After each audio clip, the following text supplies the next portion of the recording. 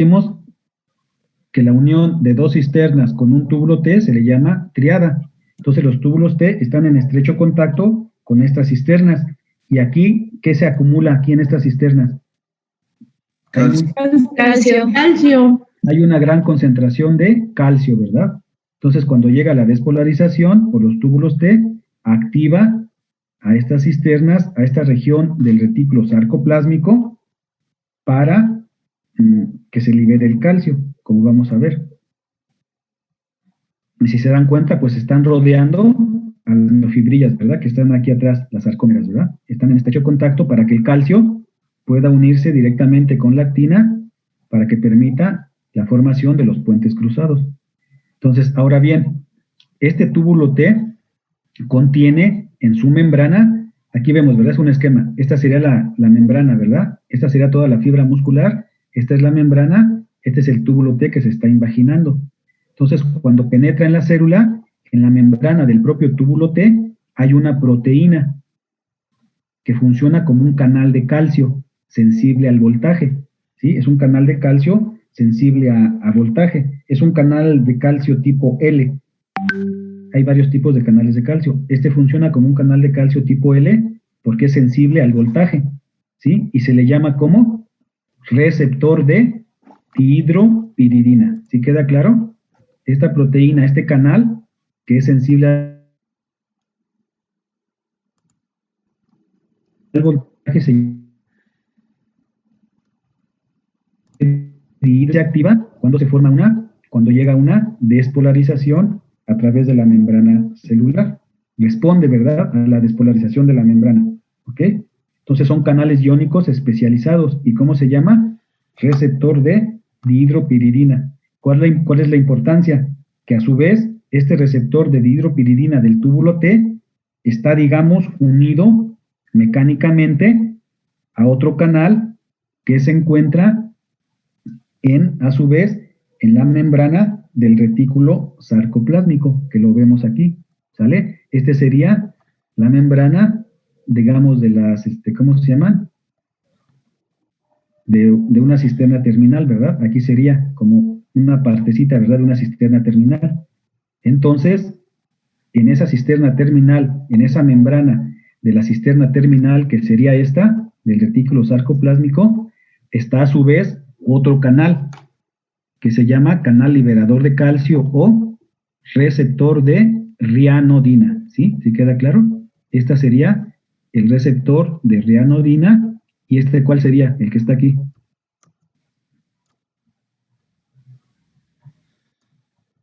El receptor de dihidropiridina. El receptor de dihidropiridina. Entonces, a ver, ¿hasta ahí vamos bien?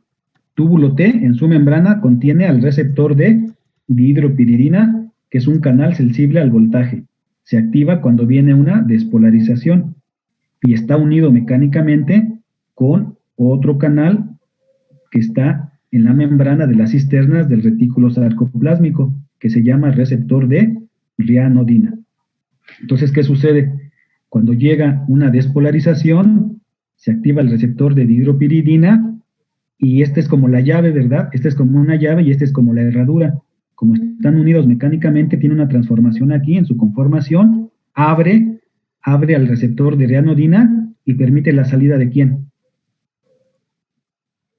De calcio. El calcio, que está aquí almacenado en las cisternas del retículo sarcoplásmico. Entonces ahora el calcio ya puede salir ¿hacia dónde? ¿Cuál sería este espacio? ¿Todo este espacio qué es? Jóvenes. Sarcoplasma. Sarcoplasma, ¿no? Sí, el citosol, ¿verdad? Sale y ya se puede unir ¿con quién? El calcio, ¿con quién se une? Con la subunidad de la troponina. Ajá, con la actina, con la troponina, para que a su vez el sitio activo de la actina se libere, se mueva la tropomiosina, se libere el sitio activo y se una con las cabezas de miosina y se lleve a cabo la contracción, ¿verdad? Por eso son importantes.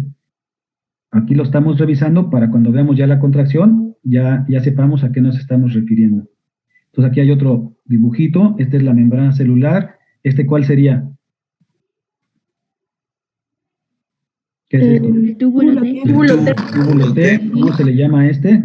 Receptor de dihidropiridina. Y está unido mecánicamente con el ¿quién? Receptor de reanodina. Que está en la membrana de la cisterna del retículo. Muy bien. Cuando llega la despolarización, hay una transformación, se libera el calcio hacia el citosol para llegar a las miofibrillas y unirse con la troponina C, ¿verdad? Eso pues después lo vamos a revisar. Y además hay otras dos estructuras importantes que también ya tenemos que conocer. El calcio ya dijimos que se acumula en las cisternas del retículo sarcoplásmico. ¿Y cómo entra el calcio? Cuando sale el calcio para la contracción, pues luego ya queda libre otra vez cuando es la relajación. Entonces todo ese calcio, ¿qué tiene que hacer después de una contracción? ¿Se queda en el citosol o qué tiene que hacer ese calcio cuando ya se llevó a cabo? Tiene que regresar al retículo. Tiene que regresar a las cisternas del retículo sarcoplásmico. ¿Y cómo lo hace? Gracias a una bomba de calcio, ¿verdad? Que es la calcio ATPasa.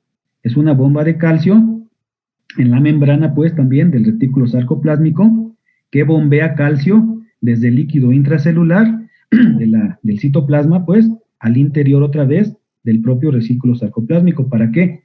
Para mantener bajas las concentraciones intracelulares del citosol, del calcio, cuando la fibra muscular ya debe estar en reposo, ¿sale? Esa es la función de la calcio ATPasa que se llama cerca, así se llama, cerca, por sus siglas en inglés, cerca. Es una bomba de calcio. Entonces, ¿utiliza qué? ¿Es un transporte de qué tipo? ¿Activo o pasivo? Activo. Activo porque utiliza ATP, ¿verdad? Por eso se llama ATPasa, utiliza energía de ATP. Después vamos a ver los tipos de mecanismos de transporte. Y ya una vez dentro, ¿verdad? En las propias cisternas hay otra proteína. Aquí adentro hay otra proteína, aquí la vemos, ¿verdad? Esta bolita azul. ¿Y cómo se llama esa proteína? Se llama Secuestrina. Calsecuestrina, ¿verdad? Cuando la calcio ATPasa bombea el calcio hacia adentro, la misma calsecuestrina se une al calcio, lo fija, para que estas moléculas de calcio no se quieran andar, ¿qué? Dispersando. Estar saliendo, ¿verdad? Del retículo. No se quieran salir cuando ellos quieren, solamente cuando haya una despolarización. Entonces la calsecuestrina se une al calcio y permite o ayuda a mantener una concentración baja del calcio libre, ¿verdad? Que hay aquí. Tiene que guardarse todo, o la mayor parte, se tiene que volver a almacenar aquí en las cisternas entre cada contracción, cuando es el momento de la relajación. ¿Sale? Bueno, aquí era como un mini ejercicio. A ver, ¿quién me dice qué es el número 1? ¿Qué estructura es el 1? Es el sarcolema. Sarcolema. Este número 2. Es la miofibrilla. Este 3. El túbulo T. Túbulo T. El 4, lo amarillo. Es el retículo sarcoplásmico. El 5. Las cisternas. La triada. La triada, es ¿verdad? La triada. Ajá. Y aquí, bueno, no veo, aquí, ¿qué será esto? ¿Qué parece? ¿Son vasos sanguíneos? No. No, una mitocondria, ¿verdad? Recuerden que hay muchas mitocondrias, sí, porque deben de aportar muchísima energía. Y aquí vemos como una sarcómera, ¿verdad? A ver, ¿qué sería? La línea Z. Disco Z. Disco Z. Bueno, disco Z. Todo esto, el número 8 que está aquí, ¿todo esto qué sería? La sarcómera. Sarcómera. El número 10, ¿qué es? La banda H. La banda A, ¿no? Banda H. Sí. Y el número 6. Línea M. Muy bien, la línea M. ¿Qué sería? ¿Un filamento de qué? F. De actina. De actina, ¿verdad? Porque aquí está la. Lo azulito, ¿cuál sería? La tropomiosina. Tropomiosina, muy bien. Y bueno, ya. Bueno, aquí el número 9, ¿qué sería? ¿La banda qué? Banda I. Muy bien, ¿sale? Ok. Entonces la contracción muscular básicamente depende, bueno, la fundamental, la proteína es la tropomiosina C. No hay tropomiosina C, es troponina C, ¿no? Ajá. Bueno, porque la parte de la troponina que se une al calcio es la troponina C, es la que permite que queden libres los sitios activos de la actina. Pues todas funcionan al mismo tiempo, no hay una más importante, todas son igual de importantes, pero la actina, la troponina C, como es la que se une al calcio, es la que cambia su configuración y jala a la tropomiosina para dejar expuestos los sitios activos de la actina y se pueda unir con las cabezas de la miosina, como vamos a ver. Pero pues todas son importantes, ¿no? ¿Sale? ¿Sí?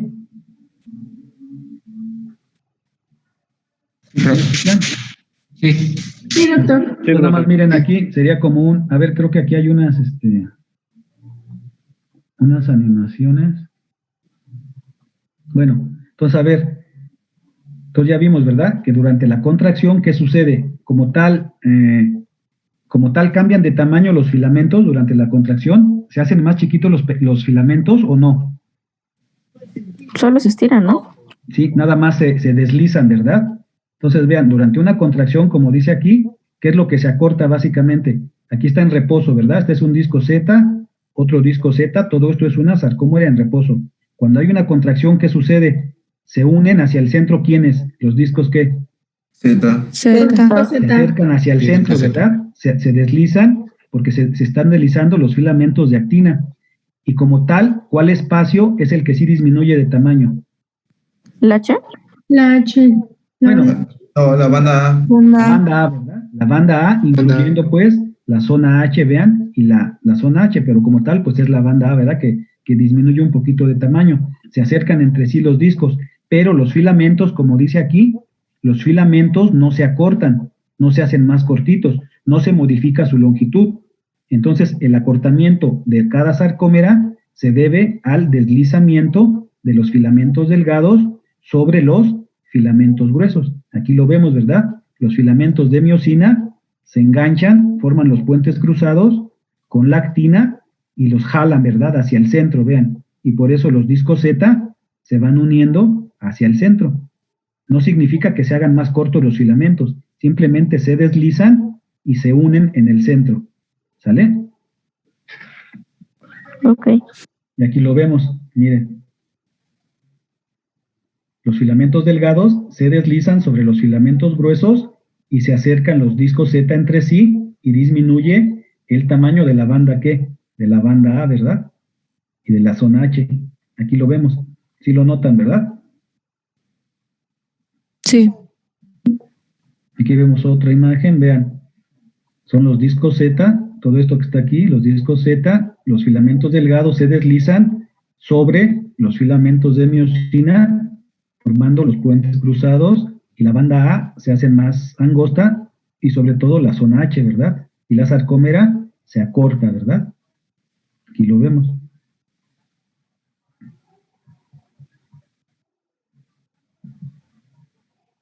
Otra vez, aquí lo vemos.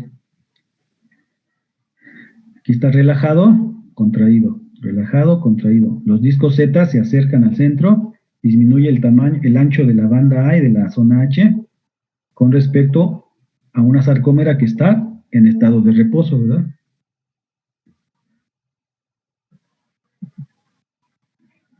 Bueno, ¿a qué se le llama hipertermia maligna? ¿Alguien sabe? ¿Qué es la hipertermia maligna? Cuando el Actualmente, propio cuerpo y temperatura, ¿dónde? sin que haya algún factor que haga esto. Mayor de 40 grados. Ok. Sí, actualmente ya no es muy común porque ya se utilizan otros anestésicos como antes. La hipertermia maligna es una conductopatía, también por una alteración genética en ciertas personas. Puede ser que una persona pues nunca le dé hipertermia maligna y nunca sepa que tenía este problema, ¿verdad? Porque no hubo un factor que desencadenante para que presentara esto. Entonces, cuando hay una situación fisiológica normal, pues los pacientes tienen una función muscular normal, pero si se exponen a un agente externo, como puede ser un anestésico, como el alotano, el isoflurano, o hace muchos años, en el siglo antepasado, pues se usaba el éter, ¿verdad? Y cosas así, o también cuando se exponen a un calor excesivo, a temperaturas ambientales muy excesivas o realizan un ejercicio muy extenuante, cosas de ese tipo, ¿qué pasa? Entonces se altera la liberación ¿de qué? De calcio, ¿verdad? En el retículo sarcoplásmico del miocito, o sea, de la célula muscular. ¿Cuál canal o cuál conducto es el que se activa en estos pacientes para que se libere más calcio del normal? Receptor de dihidropiridina, ¿no? Dijimos que la dihidropiridina era como la llave, ¿verdad? Que tiene que abrir la cerradura. ¿De renadina? Es el receptor de rianodina, porque ese es el que libera el calcio, si recuerdan, es la rianodina. Por eso es una conductopatía. Entonces, se activa el receptor de rianodina, se produce mucha liberación de calcio de forma excesiva, y entonces hay contracciones musculares muy fuertes, sostenidas y exageradas. Y si hay mucha contracción muscular, ¿qué se va a generar? ¿Mucho qué? Mucho calor, ¿verdad? Mucho calor. Entonces el paciente va a tener hipertermia y obviamente pues va a causar alteraciones en la homeostasis de todo el organismo. Puede llegar incluso hasta 44 grados centígrados la temperatura, va a aumentar el consumo de oxígeno del cuerpo, se va a producir CO2, aumenta la frecuencia cardíaca, aumenta la frecuencia respiratoria, entonces va a haber arritmias cardíacas, va a haber crisis convulsivas, acidosis láctica, ¿verdad?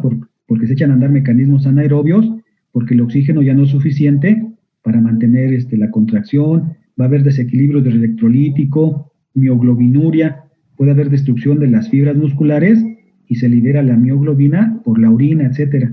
Entonces, pues también para que lean un poquito de esta alteración. Y ya finalmente nos quedan 20 minutos. Vamos a tratar de ver rápidamente, de completar este tema de potencial de membrana en reposo, para que ya al rato al mediodía revisemos el tema de transmisión neuromuscular. Pero para eso hay que recordar rápidamente lo del potencial de membrana. ¿Ya revisaron este tema en primer año? ¿Es parte de sus temarios de primer año? ¿El potencial de acción y potencial de membrana o no? ¿Jóvenes? ¿Jóvenes? No, profesor. No. O sea, ¿no han revisado este tema ustedes nunca en la escuela? No. No. Bueno, a ver. Entonces voy a tratar de ir así lo más claramente posible para que no nos confundamos. A ver, ya sabemos que dentro, esta sería una célula, ¿verdad? Esto es una célula, ¿no? Aquí. Este sería el líquido que... Intracelular. Y aquí afuera sería el líquido Extracelular. Ya sabemos que todos los iones, los más importantes, como los vemos aquí, pues tienen una distribución, ¿verdad? Dentro y fuera de la célula. Hay unos que están más concentrados adentro, otros que están más concentrados afuera. Entonces hay una distribución, ¿verdad? Diferente de cada ion. ¿A qué le llamamos potencial de membrana en reposo? Pues a esto. Es a la diferencia de cargas que existen por dentro de la membrana celular y por fuera, ¿sí? Por encimita sobre la membrana celular. Significa que normalmente las células dentro, en su líquido intracelular, dentro de la célula, predominan las cargas ¿qué? Predominan las cargas negativas. Y por fuera de la membrana celular hay cargas positivas. Eso se debe inicialmente a que dentro hay mayor concentración de ¿qué? De proteínas que tienen carga negativa y también de otros aniones, ¿verdad? Como fosfatos, sulfatos. Básicamente, en un inicio eso es lo que determina que haya mayor cargas negativas dentro de la célula, pero también, eso es en todas las células, pues normal, ¿no? Porque las proteínas forman parte de la estructura celular, pero para que se mantenga este potencial de membrana en reposo, pues como tal, va a estar determinado, como dice aquí, por la diferencia de la permeabilidad para diferentes iones en la membrana celular.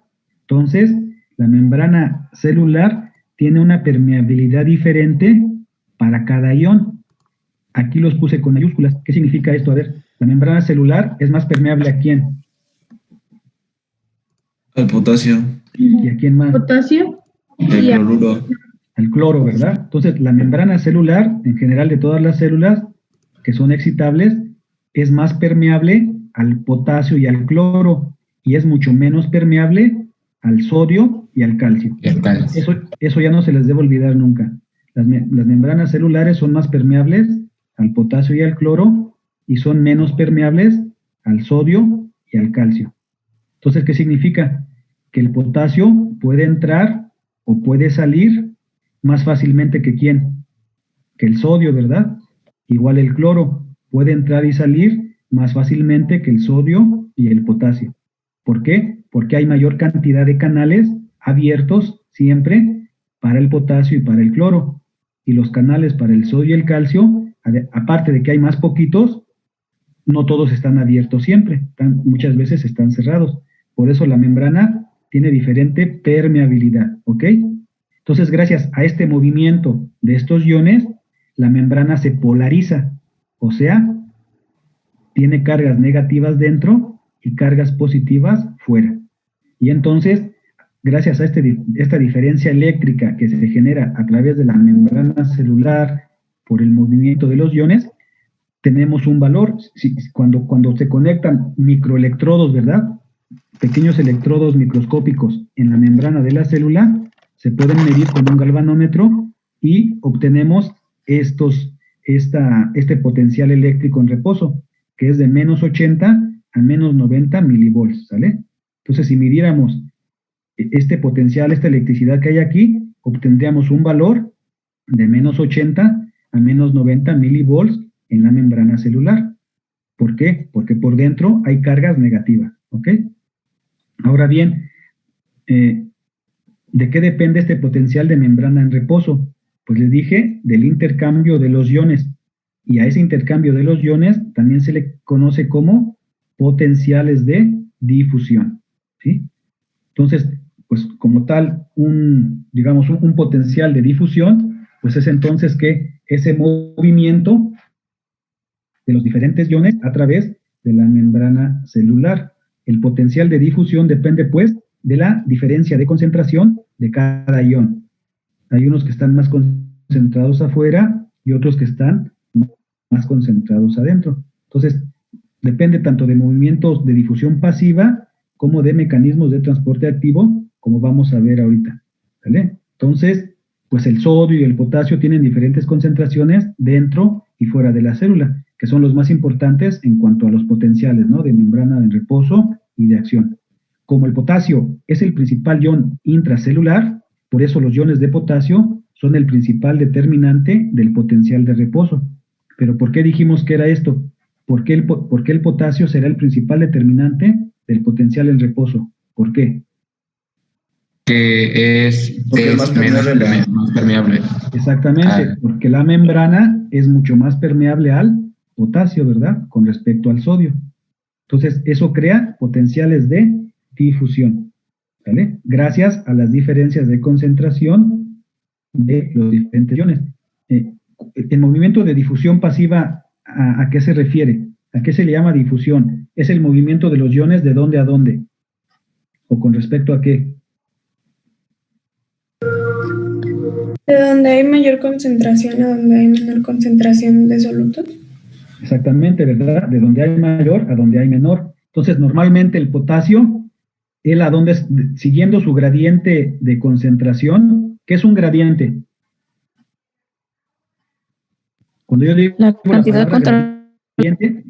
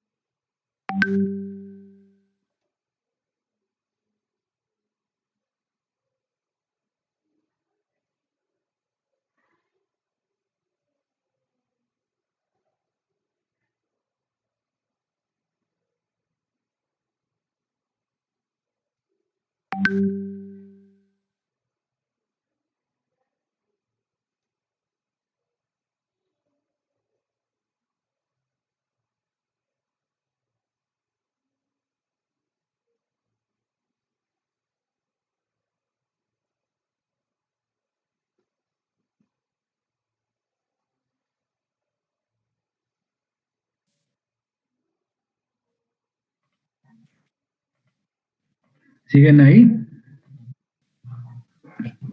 Sí, profe. Sí, aquí A ver, estamos. bueno, entonces le decía, el potencial de membrana en reposo, pues depende de los potenciales de difusión, ¿verdad? Y el potencial de difusión se debe a la diferencia de concentración de los iones. Entonces le decía, siguiendo su gradiente químico, que es lo mismo que su gradiente de concentración, hacia dónde se mueve el potasio normalmente, siguiendo el gradiente químico, o sea, su concentración, pues, hacia dónde se debería mover el potasio. Al exterior de la célula. ¿Fuera? Hacia afuera, ¿verdad? Porque como hay mayor concentración de potasio dentro, ¿qué es lo que quiere hacer siempre el potasio? Salir. Quiere siempre Salir salir, ¿verdad? No le gusta estar encerrado, siempre quiere salir. Pero si siguiera su gradiente eléctrico, ¿hacia dónde se movería el potasio? Hacia adentro. Hacia, Las cargas eléctricas, ¿hacia dónde? Sería hacia adentro, ¿no? Porque hacia adentro, porque cargas eléctricas diferentes se Exactamente, porque atraen. como adentro hay cargas negativas, ya dijimos, y el potasio es un catión, tiene carga positiva, pues él le gustaría unirse con las cargas negativas, pero lo que él normalmente hace es estar saliendo siempre, se sale y se sale. En cambio el sodio, siguiendo su gradiente de concentración, el sodio hacia dónde le gusta moverse, Hacia adentro. hacia adentro, porque hay mayor cantidad de sodio en el líquido extracelular que en el líquido intracelular. Y aquí también sucede lo contrario al potasio, siguiendo también su gradiente eléctrico, el sodio también hacia dónde le gusta moverse. de la Hacia célula. adentro. Hacia Hacia adentro. Entonces, el sodio lo que siempre quiere hacer es meterse a la célula y el potasio le gusta salir. Por ejemplo, el cloro, siguiendo su gradiente químico, ¿hacia dónde se movería Hacia el afuera. cloro? Hacia afuera. ¿Dónde hay más cloro, afuera o adentro? Hacia adentro. Hacia adentro, porque hay más cloro afuera que adentro. Y siguiendo su gradiente eléctrico, ¿hacia dónde se movería el cloro? Hacia afuera. ¿Hacia afuera o hacia adentro? Afuera. Pues digamos que hacia afuera, porque afuera hay ¿cómo se llama? Adentro hay cargas negativas y afuera hay cargas positivas. Bueno, entonces a eso se le llama potenciales de difusión, dependiendo de la concentración. Por eso el potasio es el principal determinante del potencial de reposo, porque es el más abundante dentro de la célula. Y al mismo tiempo hay otro concepto, que es el potencial de equilibrio. Cada ion, cuando se está moviendo, trata de llevar este potencial de membrana en reposo hacia su propio potencial de equilibrio. ¿Qué significa potencial de equilibrio entonces? Si dijimos que el potencial de membrana depende de los potenciales de difusión, pero llega un momento en que se establece un potencial de equilibrio. ¿Qué significará eso? ¿De sus cargas eléctricas? Ajá, pero ¿a qué se refiere como tal el equilibrio? ¿Por qué se llama de equilibrio? ¿Qué significa que ya hay un potencial de equilibrio? ¿Por qué dice que cada ion trata de llevar el potencial de membrana hacia su propio potencial de equilibrio? ¿Qué sería el potencial de equilibrio? Para que se mantenga una estabilidad tanto dentro de la membrana como fuera de la membrana. Exactamente. Entonces podríamos decir así, en resumen, que el potencial de equilibrio es cuando ya se detiene, cuando se detiene el movimiento de los diferentes iones, cuando hay un equilibrio fuera y un equilibrio dentro de todos los iones. el potencial de equilibrio se tiene que medir de forma individual, ¿verdad? En cada ion. Entonces aquí más o menos, en este cuadro vemos los potenciales de equilibrio de cada ion. Vemos que el potencial de equilibrio del potasio es de menos 90 a menos 95, puede ser desde menos 80 hasta menos 95. El potencial de equilibrio de sodio es de más 65 y así sucesivamente. Entonces, a ver, los iones ya dijimos que se mueven hacia adentro o hacia afuera de la célula, ¿verdad? Siguiendo sus ¿qué? Sus gradientes, tanto que De concentración Concentración. Esas concentraciones. ¿Y químicos eléctricos? ok, de concentración o químicos y eléctricos, ¿verdad? Ya vimos cómo, ¿sale? Se mueven, se mueven. Cuando el gradiente eléctrico va equilibrando al gradiente químico, o sea, las cargas negativas se van equilibrando con la misma concentración de esos iones, y con este flujo pues, se detiene, ¿verdad? Ese movimiento. Entonces se alcanza el potencial de equilibrio y se distribuye en mayor concentración, ya sea afuera o adentro, respectivamente, donde le toque estar a cada uno de los iones. Entonces, por ejemplo, la diferencia del potencial o del gradiente eléctrico que equilibra a esa difusión de un ion a favor de su gradiente químico o de concentración, eso se le llama potencial de equilibrio. Entonces, el potencial de equilibrio también se mide ¿en qué? En milivolts, porque es ese potencial, ese gradiente que equilibra la salida o la entrada de los iones, y se le llama por eso potencial de equilibrio. Y cuando se alcanza su potencial de equilibrio de cada ion, ya no hay movimiento neto como tal de los iones, ya se quedan equilibrados adentro o afuera, en mayor o en menor cantidad, dependiendo del tipo de ion que sea.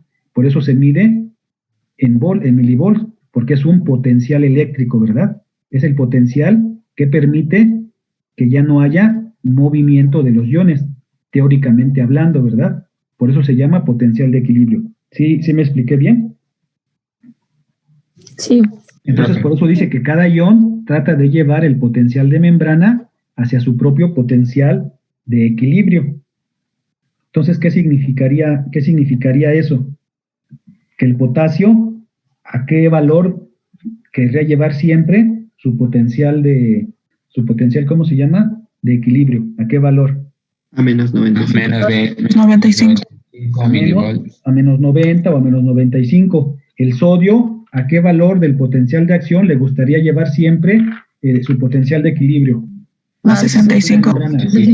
A más 65, ¿sale? Entonces, por ejemplo, a ver, tomando en cuenta el potasio que dijimos que era el más importante, porque es el que tiene mayor permeabilidad en la membrana, significa, por ejemplo, ya que, por ejemplo, el gradiente de concentración del potasio, que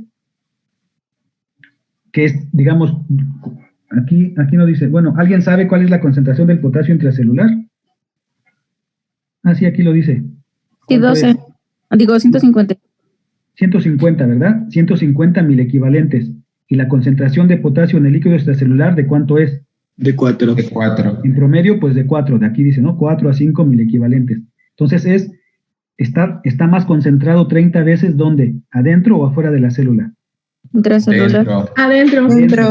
Entonces, dado que este gradiente de concentración del potasio, cuya concentración es 30 veces más alta dentro de la célula que fuera de ella, como vemos aquí, el potencial de equilibrio es de menos 90.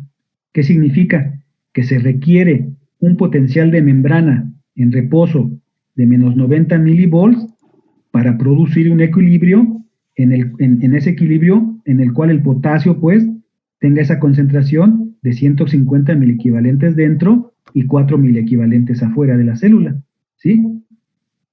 Entonces, ese valor de menos 90 del potencial de equilibrio, pues, hace que afuera haya más potasio y adentro haya menos potasio. Si no fuera este potencial de equilibrio con este valor, pues el potasio se podría mover hacia afuera o hacia adentro, ¿verdad? Respectivamente. Por eso llegan y alcanzan su potencial de equilibrio. ¿Sí me expliqué? ¿Sí quedó más o menos claro? Sí. Entonces, por eso se menciona que el potasio es el principal determinante del potencial de membrana en reposo, porque es el que se encuentra más abundante dentro de la célula. Y aquí vemos cómo es ese movimiento, ¿verdad? Ah, bueno, ¿y qué sucede? ya para terminar, porque nos queda creo que 2 minutos. Si solamente el potasio se moviera siguiendo su gradiente químico y su gradiente eléctrico, llegaría un momento en que se podría alterar las cargas eléctricas dentro y fuera, porque el potasio siempre quiere andarse, ¿qué? Moviendo. Saliendo, ¿verdad? Dentro de la célula, él quiere salirse, ¿verdad? Entonces, ¿qué sucede? Para evitar eso y para mantener la homeostasis dentro de la célula, ¿quién tiene que funcionar? La bomba de sodio-potasio ATPasa. Después la vamos a mencionar nuevamente. La bomba de sodio-potasio ATPasa prácticamente existe en todas las células. ¿Y qué es lo que hace la bomba de sodio-potasio ATPasa? Saca 3 iones de ¿qué?